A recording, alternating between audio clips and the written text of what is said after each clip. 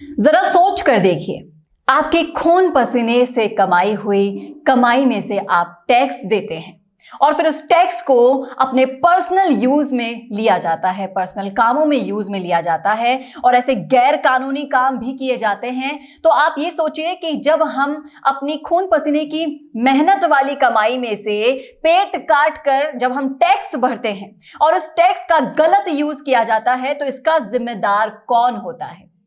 हम बताएंगे आपको इस वीडियो में कि इसका जिम्मेदार कौन होगा, इसलिए इस वीडियो को लास्ट तक जरूर देखिएगा।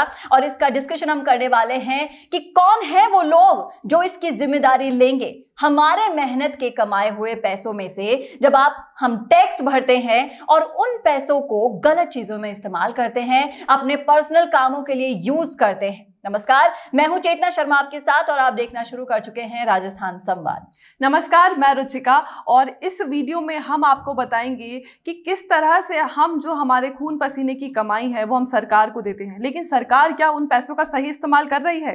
देखिए, जरा सोच के देखिए कि हम गाड़ी में सफर कर रहे होते हैं, हमारे पास में अगर एक भिखारी भी आके पैसे मांगता है तो हमारे दिमाग में ये आता है कि कहीं हम इसको पैसे दें और ये गलत जगह इसका इस्तेमाल तो ना नहीं कर रहा हो। यहां पर भी हम अगर सोच समझकर पैसा देते हैं तो आप ये सोचिए कि जब हम अपनी कमाई में से टैक्स भरते हैं तो आप कैसा लगेगा आपको ये जानकर कि उस पैसे का इस्तेमाल हो रहा है किसी पार्टी के मुखिया के स्वागत के लिए। लाखों करोड़ों रुपए खर्च कर दिया जाता है सिर्फ छोटी छोटी बातों पर। आप ध्यान नहीं रख सकते कि जहां से ये पैसा आ रहा है वो कितनी मुश्किल से आ रहा होगा। हम लोग मेहनत की कमाई को आपको टैक्स देते हैं तो आपका भी फर्ज ये बनता है, सरकार का भी फर्ज ये बनता है कि उसका जो विकास में योगदान होना चाहिए। बिल्कुल, हमको ये भी नहीं पता होता कि हम लोगों ने कितने पैसे दे दिए हैं टैक्स के जरिए और इनका क्या रिकॉर्ड है, कहाँ पे क्या कॉन्ट्रैक्ट साइन हुआ है, क्या नहीं हुआ है, ये रिकॉर्ड भी तो हमारे पास में नहीं है। जी बिल्कुल, और कुछ भी हमें पता नहीं होता, हमें सिर्फ बोल दिया जाता है टैक्स भर दो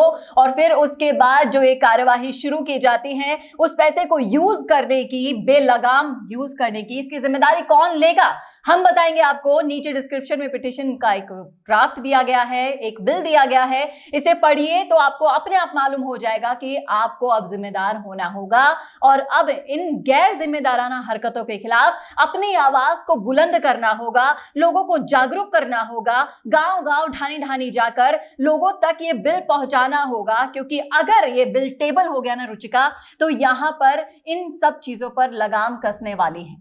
बिल्कुल, और मुझे लगता है कि अब हमें जागरूक तो होना ही है, लेकिन इसके साथ साथ कि आप जैसे हर वीडियो में बताती हैं कि अब हम एक दिन के राजा नहीं हो सकते। जी बिल्कुल, तो क्यों हमको इस चीज का फायदा उठाने देना है सरकार को, और हमको एक कड़ी नजर, पैनी नजर रखनी होगी कि कहाँ जहां हम पैसे दे रहे हैं उसका सही इस्तेमाल हो रहा है या नहीं। जी बिल्कुल, और इतने करोड़ों की आबादी पर सिर्फ 500-600 जिम्मेदार लोग हम चुनकर भेज देते हैं सरकार में, और क्या वो इस जिम्मेदारी को निभा पा रहे हैं? बिल्कुल नहीं, क्योंकि अब इसके खिलाफ बोलने का टाइम आ चुका है दोस्तों, और अब जागरूक होने का टाइम आ गया है। इस बिल को पढ़िए, इसमें साफ साफ लिखा है कि आप कैसे अपनी आवाज को बुलंद कर सकते हैं, इन गैर जिम्मेदाराना हरकतों के खिलाफ आवाज उठा सकते हैं। जितने ज्यादा जिम्मेदार लोग होंगे उतनी ज्यादा जिम्मेदारी का आपको मौका मिलेगा। और यहां पर ऐसा नहीं है रुचिका कि आप गली मोहल्ले में जाकर देखिए, एक से बढ़कर एक रिप्रेजेंटेटिव्स हमको मिल जाएंगे आवाज उठाने वाले,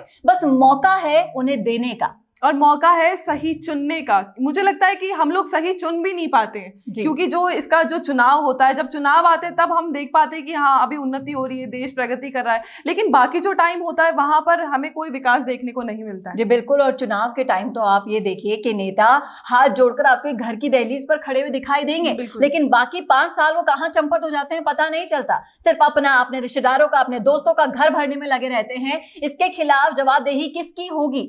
उसी के लिए ये बिल लाया गया है। यहां पर हम अपने लिए आवाज उठाना जानते हैं तो उठा सकेंगे, क्योंकि अगर ये बिल टेबल हो गया तो ये हमारी भलाई ही होगी और अब हमें अपनी आवाज बुलंद करनी होगी। क्योंकि अगर ये गैर जिम्मेदाराना हरकतें बढ़ती चली गई तो इस आजाद भारत में दोस्तों आप ये जान लीजिए कि आज भी आप गुलाम ही बनकर रह रहे हैं। बिल्कुल सही बात है। अब आप डिसाइड कर सकते हैं कि आपको अपना पैसा रैलियों में देना है या फिर सही में विकास की तरफ, प्रगति की तरफ तरफ देना है। जी बिल्कुल, बारिश आती है, सड़कें पहले से गड्ढे से भरी होती हैं, बनने से पहले उखड़ जाती हैं, सीवरेज नहीं है, कहीं पानी भर रहा है, कहीं मच्छर भर रहे हैं। इतनी सारी परेशानियां किसे सहनी पड़ती है? हमारी आम जनता को, जो कि अपनी गाड़ी कमाई से अपना पेट काट कर टैक्स भी भरती है कि कुछ विकास करे सरकार हमारा, और फिर इतने सारे झमेलों को सहती भी है। लेकिन आवाज कौन उठाएगा? कौन सुनेगा आपकी आवाज? अब आवाज को बुलंद कीजिए दोस्तों, क्योंकि ये बिल अगर आप एक बार पढ़ लेंगे